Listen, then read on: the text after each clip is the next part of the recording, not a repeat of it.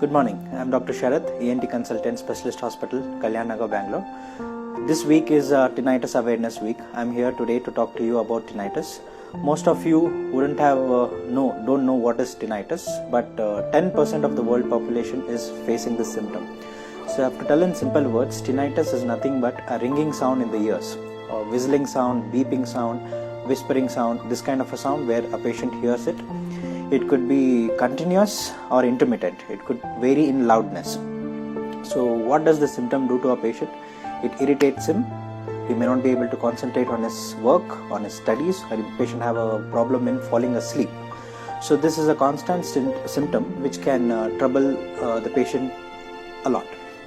So now this tinnitus is not a disease as such. It is a symptom of an underlying disease. So what causes this tinnitus? It could be as simple as an impacted wax, a middle ear infection or inner ear infection which is giving rise to this tinnitus symptoms. It could be something to do with the nerve, weakness of the nerve which is conducting the sound to the brain. Or it could be as serious as a symptom of a brain tumor which is compressing on the nerve, or anomalous blood vessels in the brain which is transmitting the sounds towards the hearing nerve. It could be because of other symptoms or diseases like diabetes, hypertension, thyroid issues, cardiovascular issues, anemia. It could be related to something to your temporomandibular joint or even the eustachian tube. Or it could be a natural aging process where the nerve has got a little bit weak and there is overshooting of few neurons which is the patient is hearing as a sound. And also it can happen because of loud sound exposure, where a person is exposed to loud sound because of a firecracker or a music extended listening to loud music for a long number of hours. So how do we treat tinnitus? As we know, a basic history and a basic investigation of an audiometry to check on the nerve status will help us to come to a diagnosis which we can treat. So if there is any underlying cause, treating that would have helped us in a great way. Secondly, where there is no proper reason, it is just because of the aging process or a nerve weakness because of a loud sound exposure.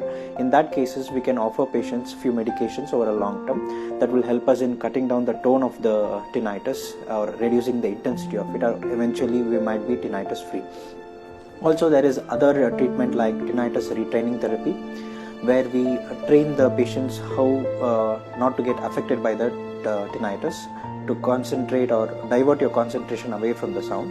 For example, I tell my patients who have a problem falling asleep to listen to a song or something which they would like to hear, probably 10-15 minutes, which will play an auto stop, and then probably in that time the patient's concentration is on the things which they love to hear and not on the sound, and they can sleep off. And there are other things like tinnitus maskers or gadgets with the noise cancellation aids, which will help us in cutting down the tone of the tinnitus, and we can live with without having this sound troubling you. So there also could be relaxation exercises, meditation and other things which will help us from not to get affected by this sound. So it is very important to maintain your health of the nerve.